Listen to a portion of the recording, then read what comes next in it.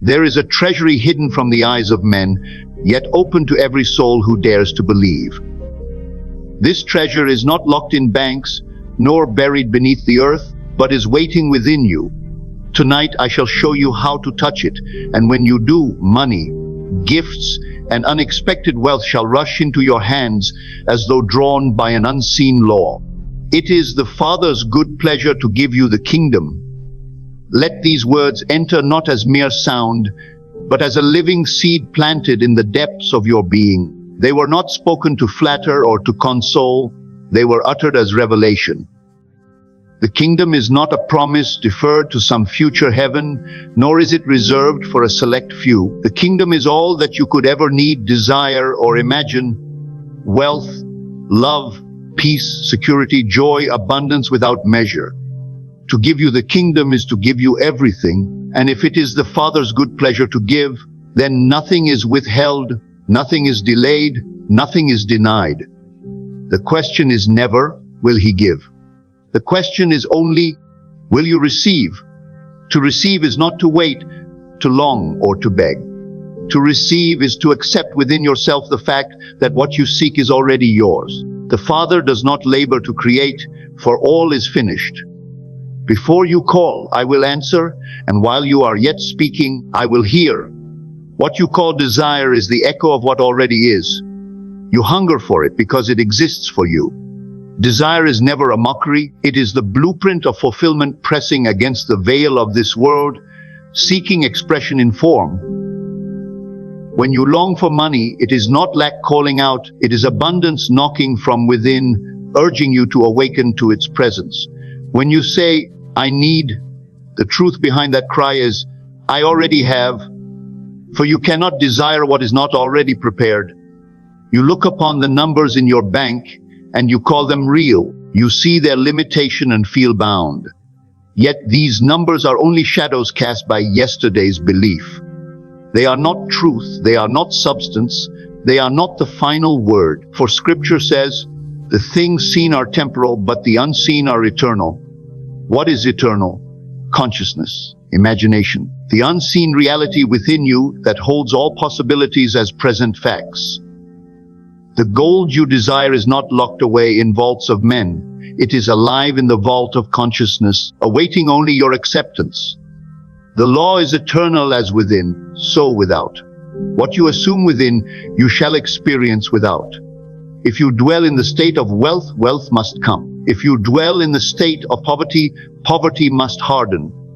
The outer is but the clay, the inner is the hand that shapes. No effort in the outer world can change the form without first changing the inner mold.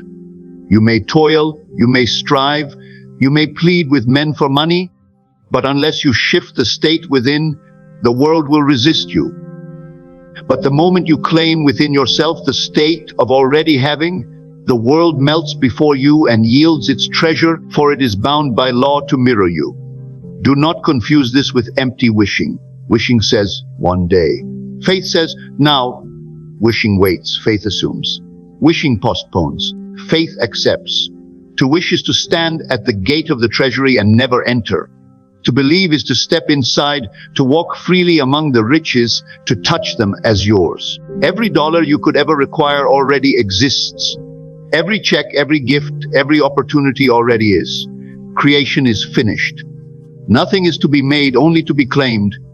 Think of it, the account you desire is already there in the unseen, swelling with abundance. The means by which it appears may be hidden from you, but the end exists. And if the end exists, then the means must unfold. You are not called to figure out the channels, for the channels are infinite. You are called to enter the end, to stand inwardly in the state of wealth, of possession, of joyful completion. That state, once assumed, will summon the means with an intelligence greater than your own. A man came to me once in despair. His debts overwhelmed him. His business lay in ruin. I told him, see the end. Do not see debt, do not see ruin. See the joy of freedom, see the account brimming, see the relief upon your face as though it were now. He obeyed. Night after night, he felt within himself the reality of being free, of being rich, of being secure. One day, From a source he had long forgotten came a payment so large it not only cleared his debt, but left him with abundance. The world called it chance, fortune, accident, but he knew it was law. His inner state preceded the fact.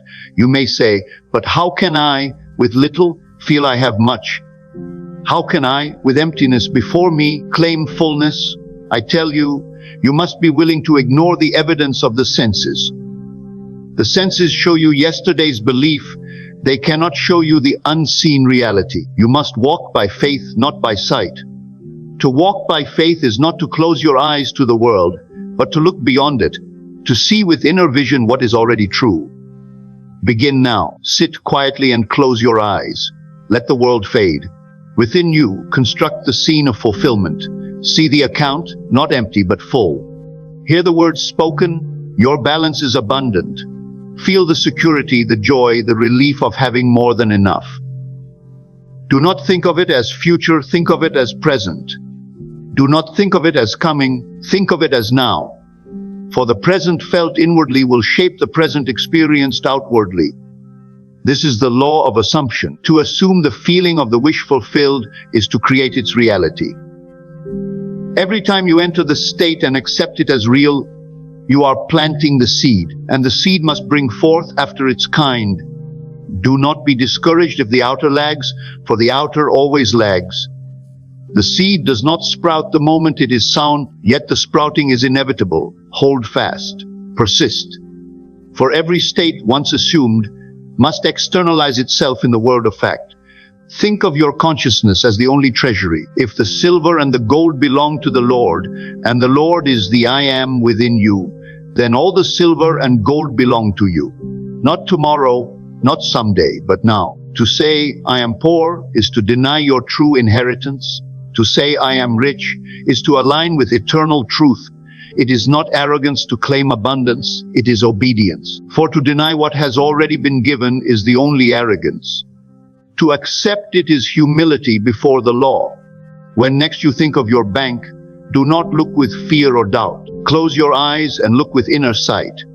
See it filled. See it abundant. Feel the joy as though the statement were in your hand, declaring wealth. In that moment, you are not imagining idly. You are entering the real treasury, and the outer world must, by law, follow.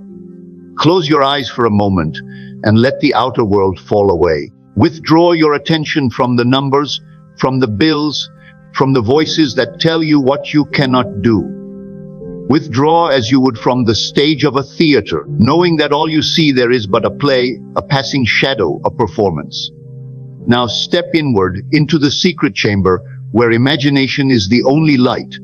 For here, in this inner sanctuary, you may see what the world calls impossible and know it to be true. See before you the scene of your fulfillment. Do not stand outside of it as a spectator, looking at yourself as though in a picture. Enter it. Walk into it and live within it. If you desire abundance, then see your account as full. Do not glance at it from afar. Place yourself there. Let the screen glow with the figures you long to see. If the sum you desire is 10,000, then see the numbers written as though they were already yours. If you desire more, then let more appear. Do not limit it, for the only limitation is the measure of your acceptance. As you look, do not merely see. Feel. Feel the joy that rises within you as your eyes rest upon those figures. Hear the tone of the teller's voice as though it were addressed to you. Your balance is abundant. You have more than enough. Let the words echo within you until you can hear nothing else. Let the weight of unexpected money rest in your hand. Do not ask from where it came. Do not concern yourself with the channel. Feel only that it is here. Your fingers close around the bills. Your heart beats with the assurance of possession. Stay until the scene takes on a naturalness, until it no longer feels like imagination but reality. When you can say within yourself, I know this is true, then the act is complete. This vision in imagination is not fantasy. It is not make-believe. It is creation itself. Every outer fact you now call real was first seen in imagination. The house you live in, the clothes you wear, the very money you spend, All were first imagined, whether by you or another.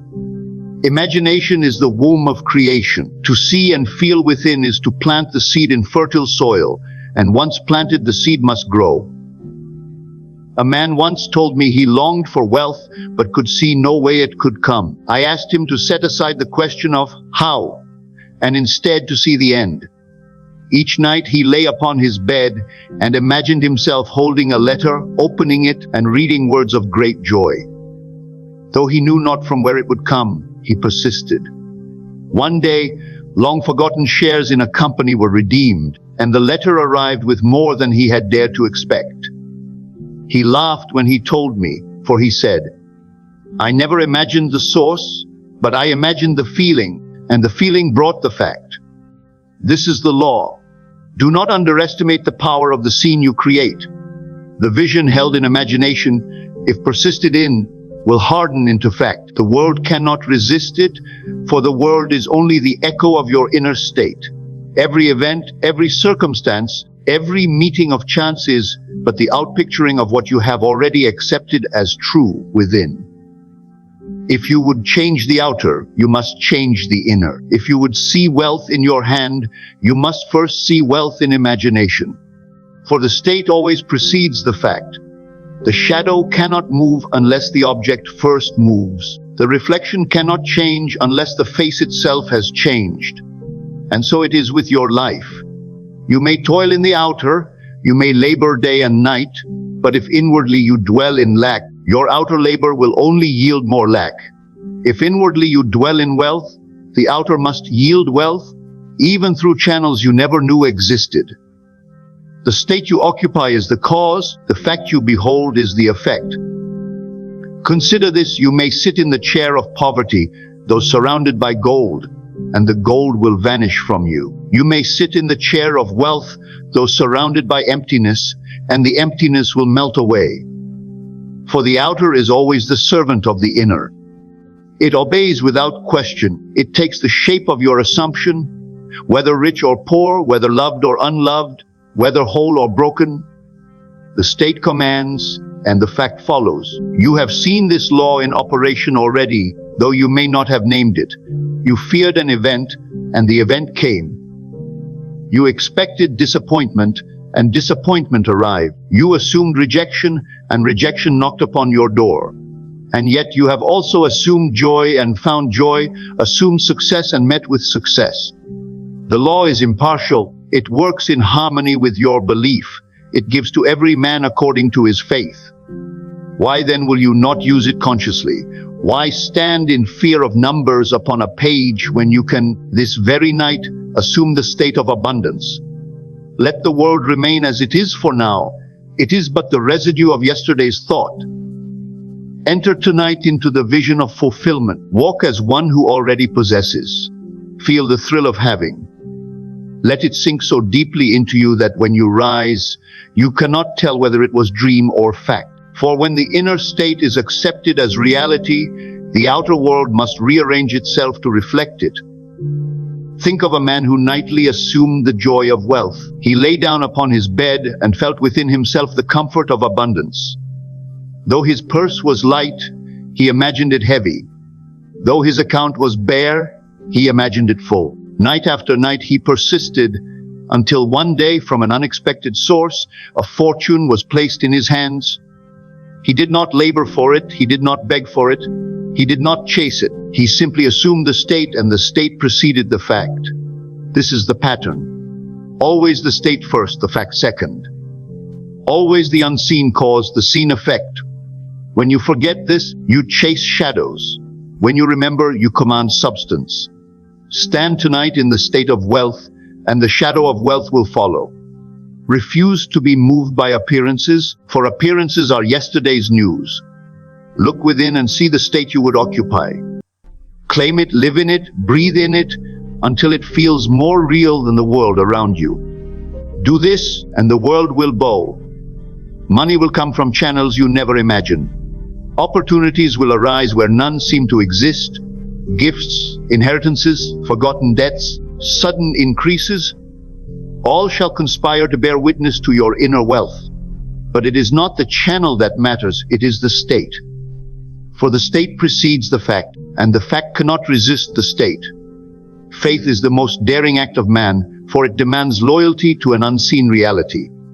It does not bend to appearances, it does not flinch at circumstances, it does not measure its worth by the evidence of the senses.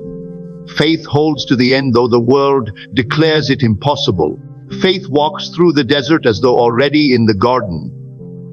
Faith sits before the empty purse and feels the joy of fullness. Faith lies upon the bed of illness and rests in the strength of health.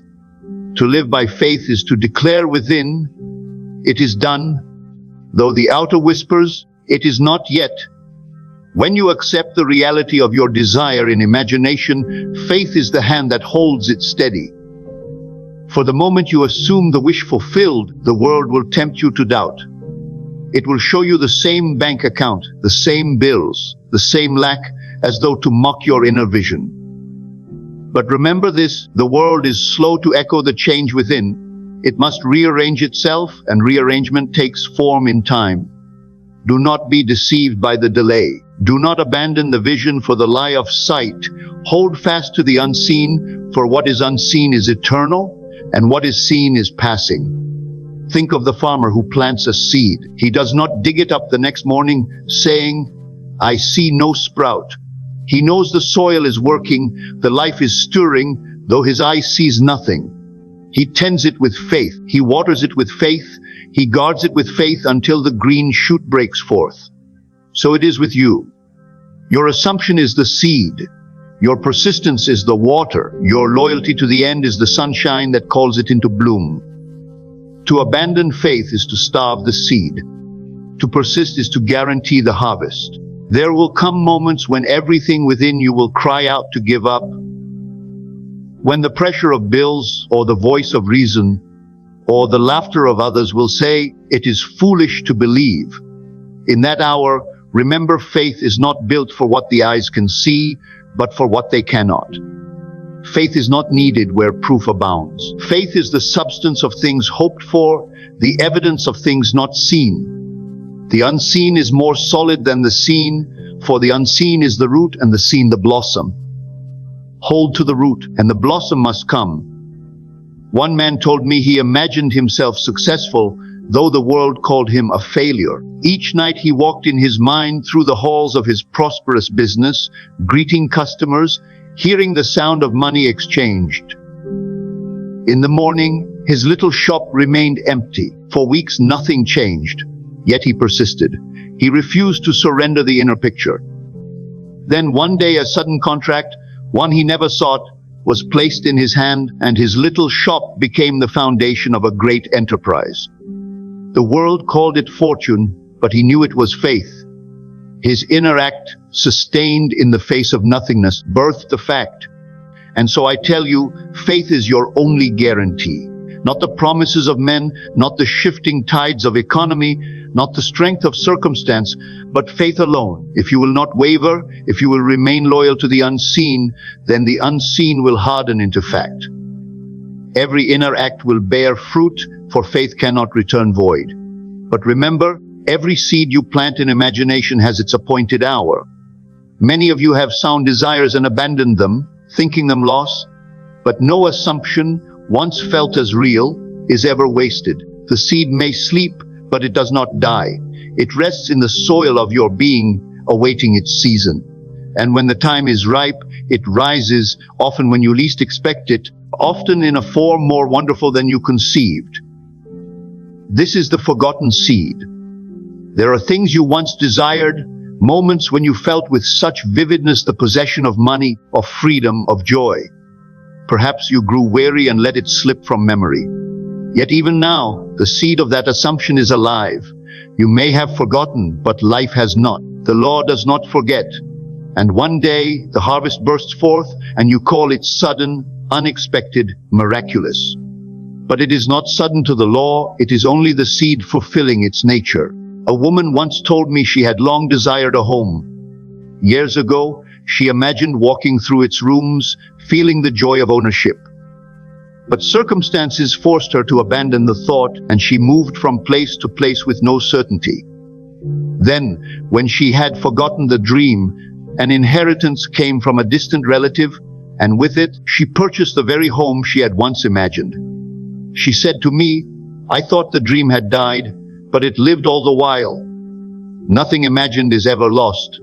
So I say to you, imagine lavishly. Do not fear that you imagine in vain. No act of imagination is wasted. Each assumption, once accepted, sets into motion a chain of events unseen by you but certain in fulfillment. The forgotten seed will one day rise, and when it does, you will stand in wonder at the power that lies within. Tonight, as you rest upon your bed, sow your seed. Assume the wish fulfilled.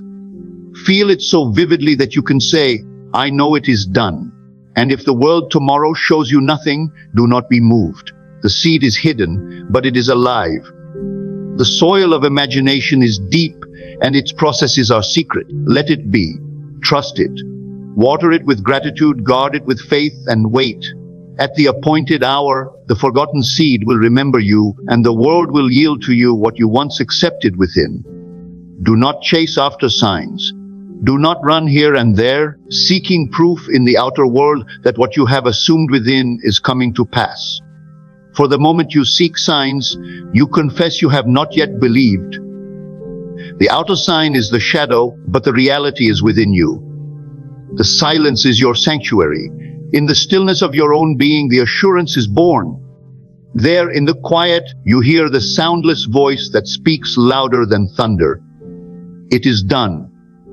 That voice will never speak in the clamor of striving. It whispers only in the deep where the senses are hushed. You may sit alone in your room, the world outside busy with its noise and movement, yet within you there is a holy stillness. Enter that place and bring before your mind the image of your fulfilled desire. See it as though it were here now, and then let go of the effort to make it so. Rest in it. Breathe in the calm of having received. The silence carries you, and in that silence you know beyond doubt that your assumption is the truth. It is not a question of if, it is only a matter of unfolding. The world of facts may seem unmoved. Your bank account may still echo yesterday's limitation. The purse may still feel light, the demand still heavy. But in the silence, the fact within has already shifted. And that inner fact must, by the eternal law, call forth its likeness in the outer. Wait not for a sign, but take the silence as your sign. For the silence that settles upon you after the act of assumption is the witness of spirit. That deep rest, that quiet joy, that sense of completion is the very evidence that what you sought has been accomplished. You will discover, if you dare to enter this stillness, that the silence speaks, not with words of men, but with a certainty that cannot be shaken. You feel lighter, freer, as though the burden has been lifted from you. You smile without knowing why, for the inner spirit has whispered the truth. It is finished. And when you rise from that silence, you walk differently. The world around you may not yet reflect your assumption, but you are not the same. You move through the day with the quiet confidence of one who already holds what he asked for. This is the true sign, and it is greater than any outer token. All through Scripture, this pattern reveals itself. Never was the outer miracle given before belief. Always the unseen conviction came first, and then the fact followed. In the wilderness, the people hungered and were fed, not because manna fell from the sky by accident, but because they were promised abundance, and they trusted. The widow with the empty jar was told to pour, and as she obeyed in faith, the oil flowed until it could flow no more. The multitude sat upon the hillside, and though 5 loaves and 2 fishes were all that appeared, they were told to believe. In the act of believing, in the blessing and breaking, the food multiplied and fed them all. The pattern never changes. Believe first, then behold. Accept inwardly, then experience outwardly. Do not say, if only I see, then I will believe. Say rather, because I have believed, I will surely see. For the seeing is only the shadow of the believing. Without belief, no fact can remain. Without inner acceptance, no outer possession endures. But with belief, the law is bound to act. You may wonder, But how can I believe when all the evidence is against me? How can I trust when the cupboard is bare, when the account is empty, when the world cries out in contradiction? I say to you, this is the very essence of belief. If you required evidence to believe, it would not be belief at all. Belief is the courage to hold inwardly to the unseen, to rest upon the invisible foundation, to declare, though all the world says no, within myself I know it is yes. This is the faith that moves mountains, that multiplies loaves, that calls water from the rock. Do not despise the little beginning. The widow's jar was nearly empty, yet it poured until it filled many vessels. The loaves were few, yet they expanded to feed thousands. The sign of smallness in the outer is not proof of lack, it is the seed of greatness waiting for belief to unfold it. Hold to the pattern.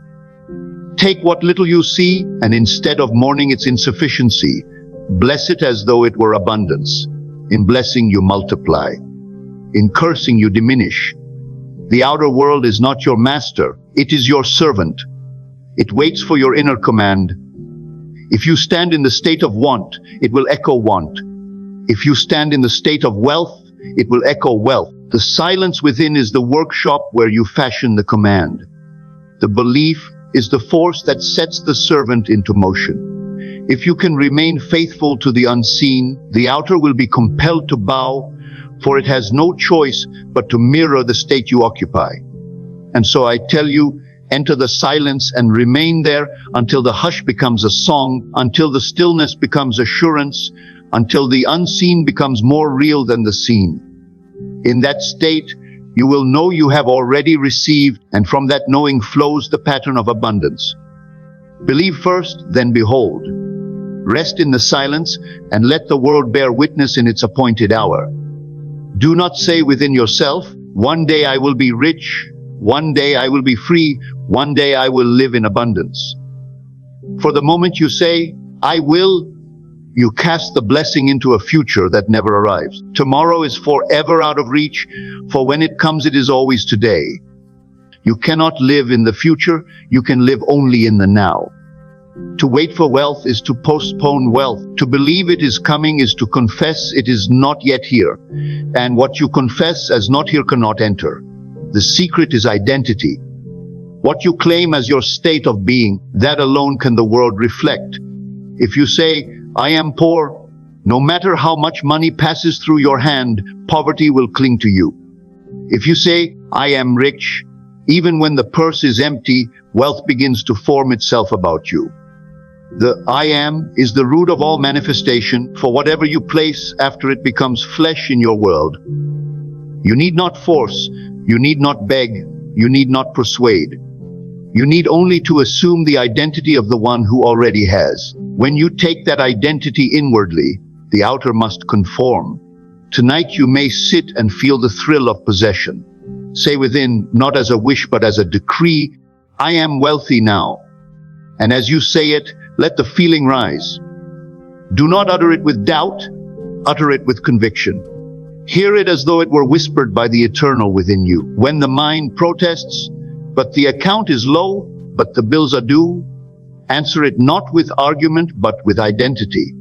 Return again and again to the silent knowing, I am. For identity is the rock upon which all things are built, and when you claim the end as your present state, the world cannot resist. Think of a man who desired freedom from want.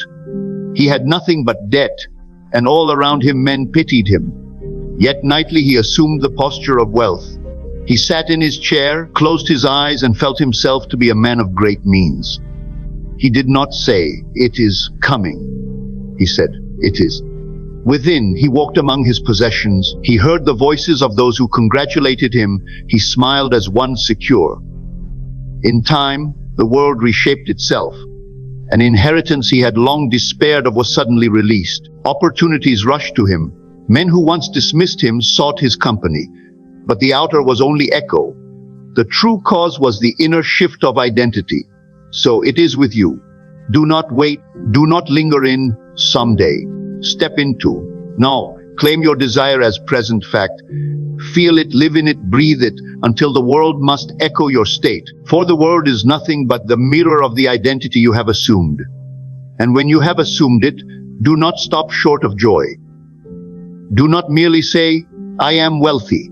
Go further. Let the act be complete. Enter the drama of fulfillment. Imagine yourself receiving what you desire. Hold the bank statement in your hand. See the figures written clearly. Let your heart leap with gratitude. Imagine a friend congratulating you. Hear the words of blessing. Feel the handshake, the embrace. Do not watch this from afar. Participate in it. For only when the feeling is real does the seed take root. The joy of receipt is the seal of assumption. If you can feel within the thrill of already having, the world cannot hold back. Gratitude, relief, security, abundance, let these flood your being. Rest in them until they saturate every part of you. Then you have entered the state completely, and nothing can stop its outpicturing. A woman once desired a sum of money. Each night she imagined herself opening her purse and finding it full. She touched the notes, counted them, smelled the paper, heard the crisp sound as she folded them. She did not stop with the picture, she entered the feeling.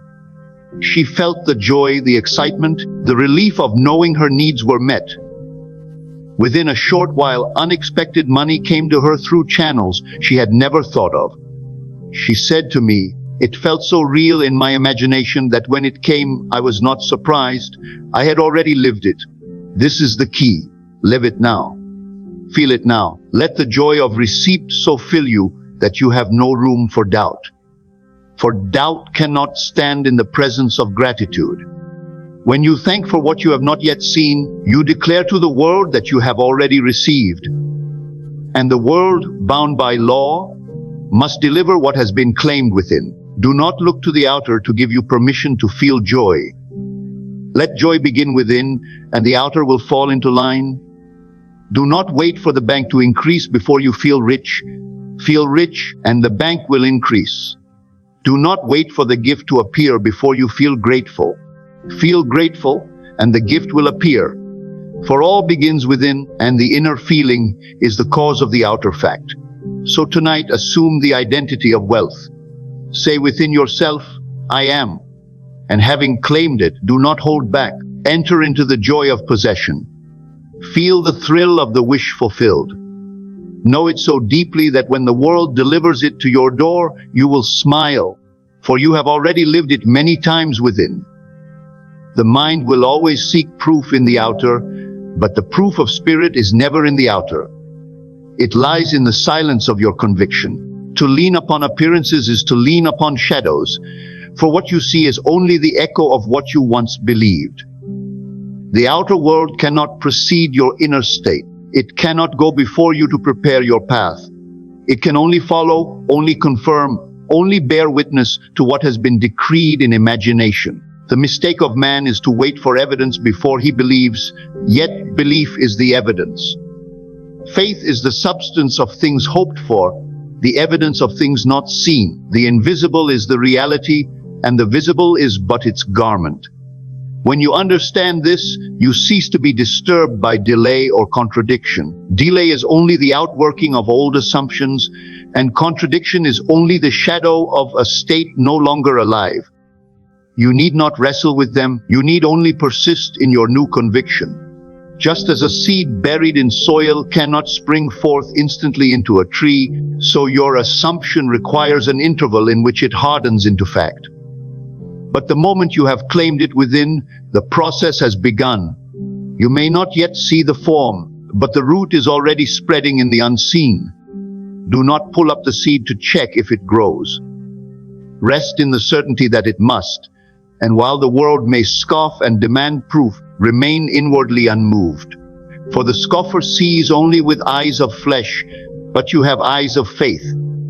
They cannot understand your certainty, for they think reality is that which is touched, measured, counted.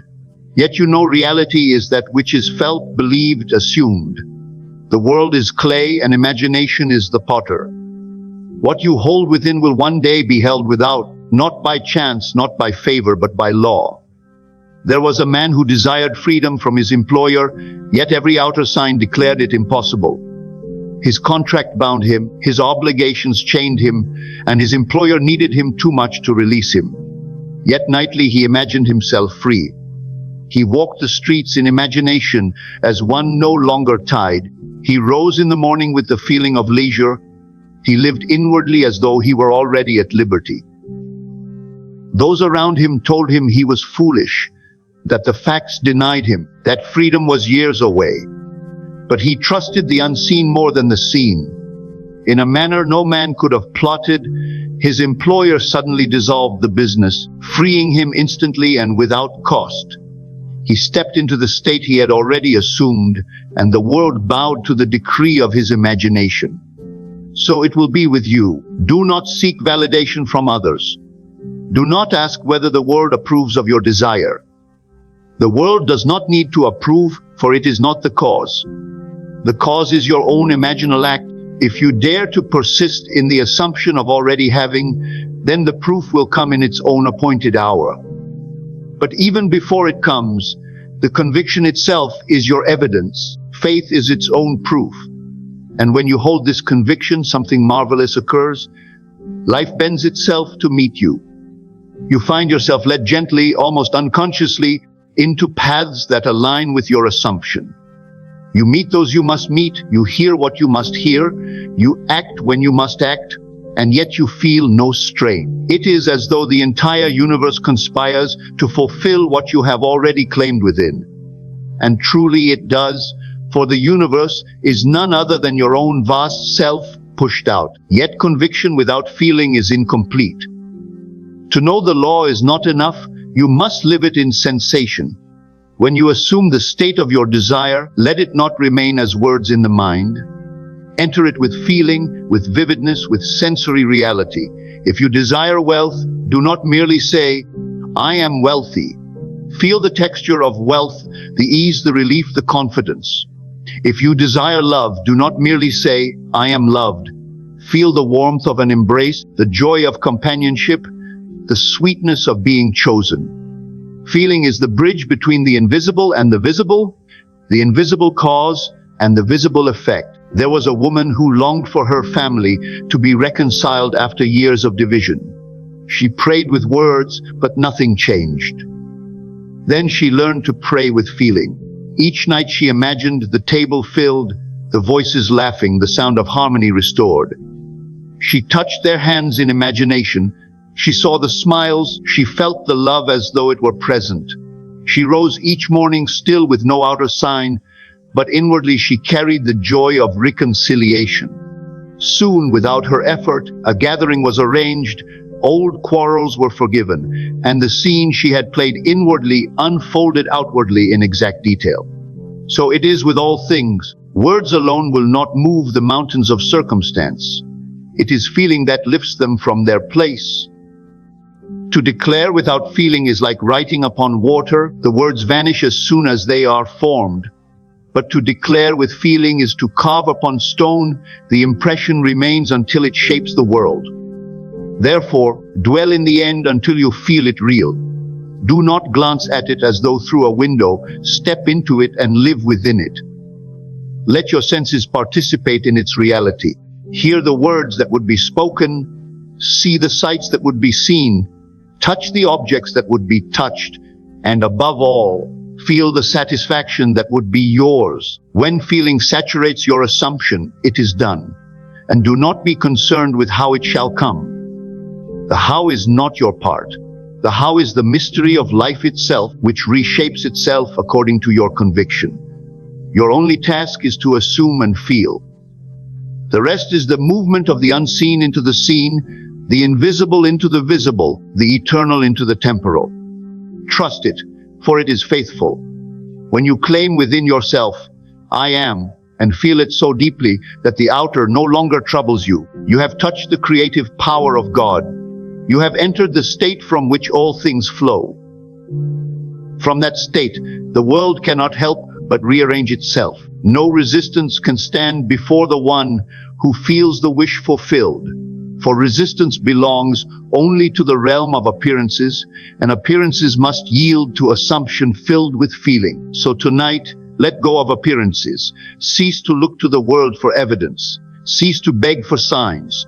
Enter within and claim what is yours.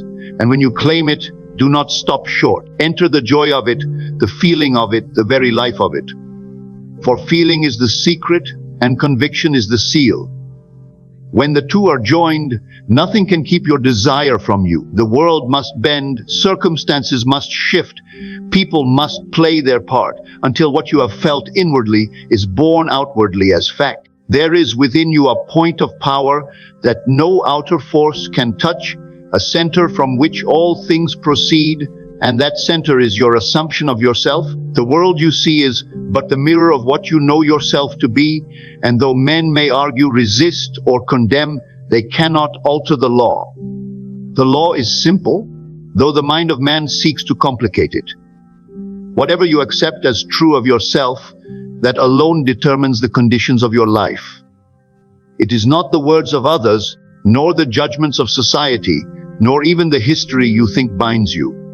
It is the inner acceptance, the quiet decree of your own imagination that becomes flesh. To assume is to create, to persist is to give birth, and to feel the reality of your assumption is to seal it with the authority of God. If you believe yourself poor, the world will present to you endless evidence of lack. If you believe yourself unloved, the faces around you will mirror indifference. If you believe yourself bound, life will show you only chains. Yet these conditions are not causes, they are only reflections. The cause was always within you. And in the moment you shift the belief, the reflection must alter. It may not alter in the instant, but alter it must, for the outer has no choice but to obey the inner decree. The outer world is powerless in itself. It is a servant, a stage, a shadow. The master is your imagination, and the master alone decides what shall appear. Consider the man who longed to leave behind a life of obscurity and step into prominence. To his outer senses, the idea was absurd. He had no connections, no reputation, no resources. Yet within himself, he assumed he was already known, already recognized, already chosen.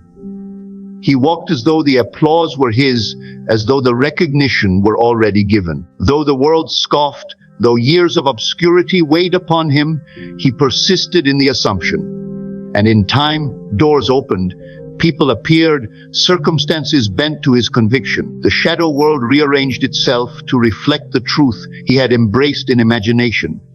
This is the law.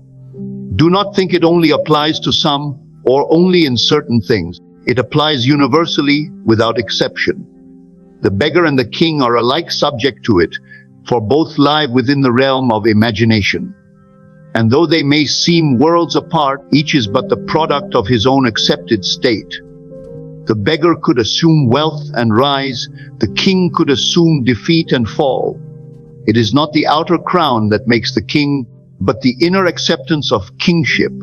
And it is not the outer rags that make the beggar, but the inner conviction of lack. The moment you alter your assumption of self, the moment you dare to say, I am, and feel it as though it were true, the entire universe begins its movement to make it so. But here lies the secret: you cannot serve two masters. You cannot assume wealth and yet secretly cling to poverty. You cannot assume love and yet nurture resentment. You cannot assume freedom and yet rehearse chains.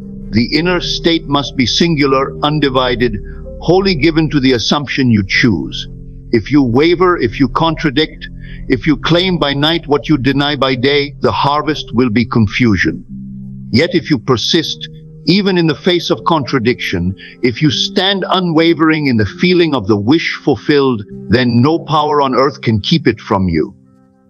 You are called to be faithful to the unseen, to walk by faith and not by sight, to hold the feeling even when the senses mock you. For the senses show only the past, the withered fruit of former beliefs. The new seed is planted in imagination, and it will bear fruit in its own appointed season. Do not uproot it by doubt, do not wither it by fear. Nourish it with feeling, water it with persistence, and the harvest must come. And when it comes, you will marvel at the ease with which it unfolded. For life does not struggle to fulfill your assumption. It glides, it flows, it arranges itself with perfect order. What once seemed impossible is accomplished without strain. What once seemed distant arrives suddenly at your door. It is as though the whole vast world bends itself to deliver what you have already claimed. And truly it does, for the world is your own self made visible. Now you must also understand the depth of forgiveness in this law. Forgiveness is not begging another for pardon, nor pleading with God for mercy. Forgiveness is simply letting go of the state that bound you and assuming a new state in its place. When you cease to identify with error and accept a higher truth, you are forgiven. The former self is washed away, for it no longer lives in your assumption. If yesterday you believed yourself defeated, and today you believe yourself victorious, then yesterday is gone. You are forgiven, for you have left that state behind. There was a woman burdened by guilt, haunted by mistakes of the past. She thought she must pay, must suffer, must atone endlessly. Yet one night she dared to assume that she was pure, that she was whole, that she was already forgiven. She felt the joy of innocence restored, the lightness of being free. Though the memory of the past still lingered in her mind, she refused to return to it. She persisted in the new state until in time, the outer world no longer mirrored her guilt. Opportunities returned, relationships healed, her body itself reflected her renewed spirit. She had forgiven herself by assuming a higher truth. So it is with every man. You are not bound by what was, unless you insist upon rehearsing it. The past has no power except the power you give it by remembering. To forgive is to forget, and to forget is to cease identifying with the old state. Clothe yourself in the new assumption, feel it real, and the past dissolves like mist before the sun. This is the great mercy of the law.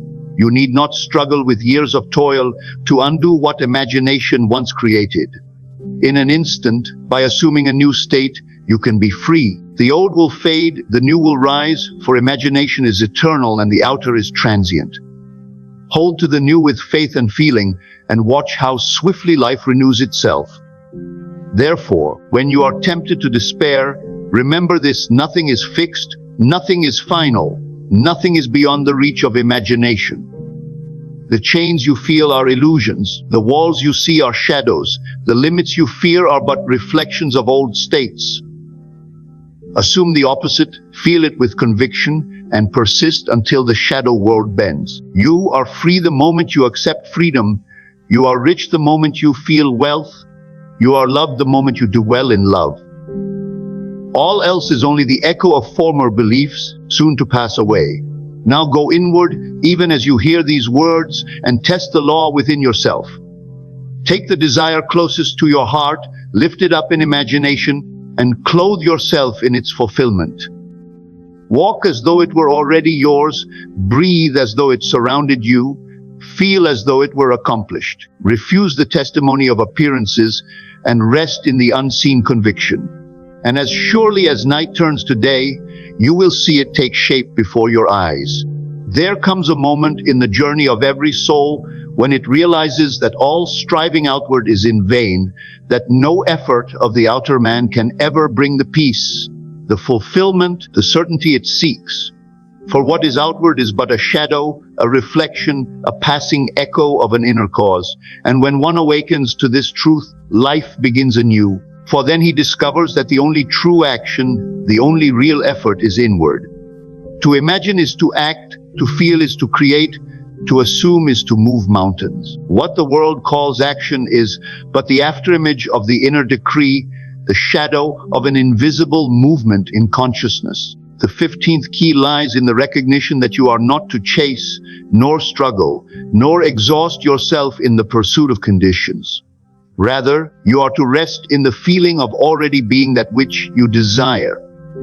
For it is in this resting, in this quiet acceptance, that the greatest power is released. The world believes that only the busy hands, the anxious mind, the restless pursuit can achieve results.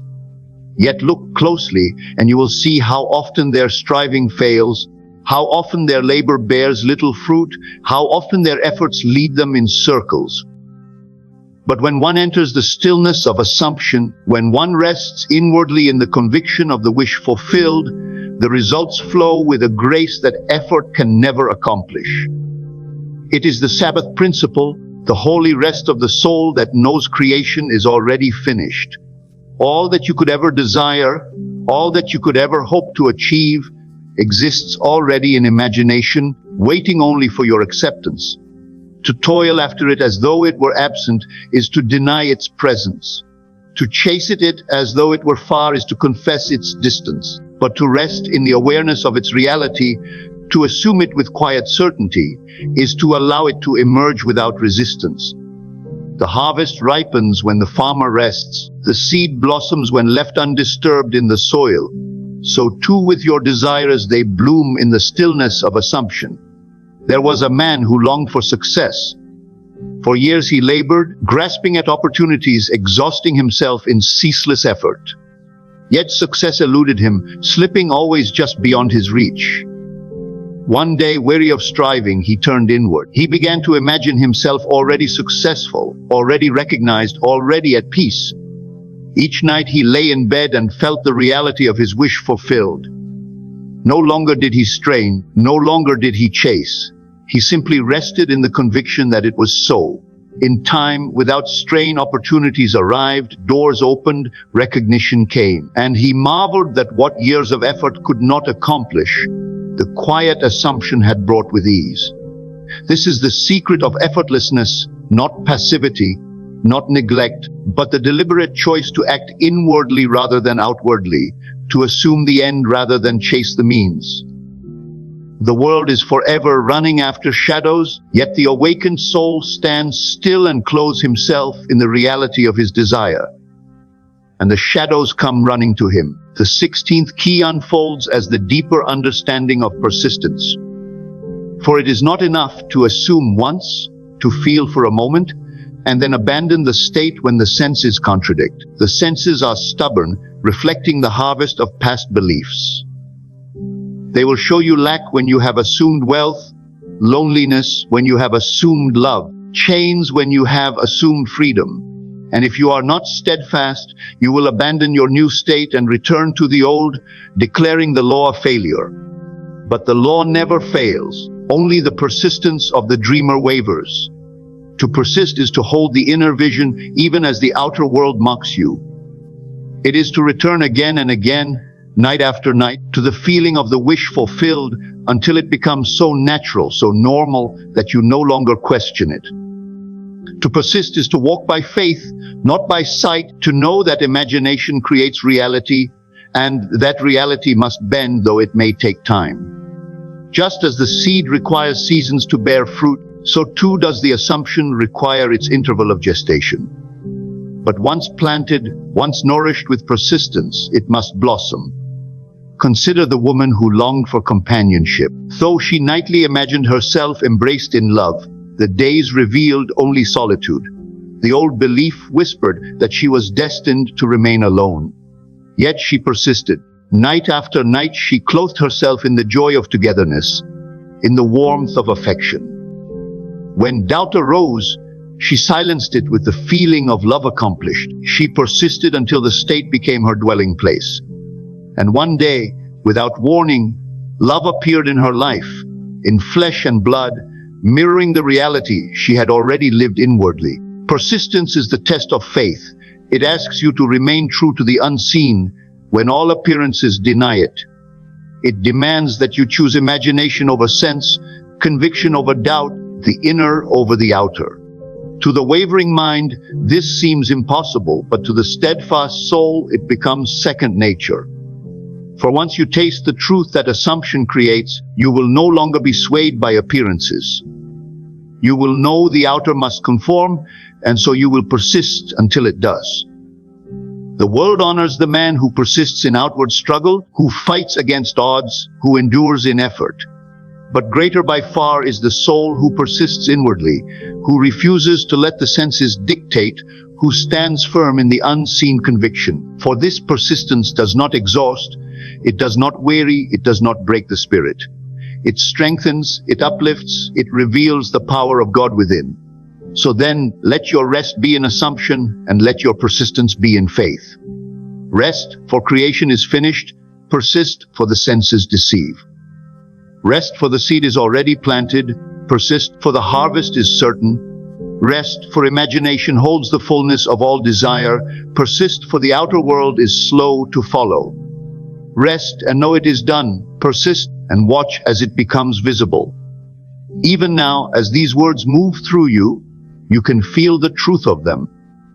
Somewhere within, you know that striving has brought you little, but assumption has already brought you glimpses of miracles. You recall moments when, without effort, desires fell into place, and you wonder why you ever doubted. This is the law reminding you, it is not struggle, but surrender to the inner conviction that brings creation forth. And as you surrender, as you persist, you will see wonders beyond imagining.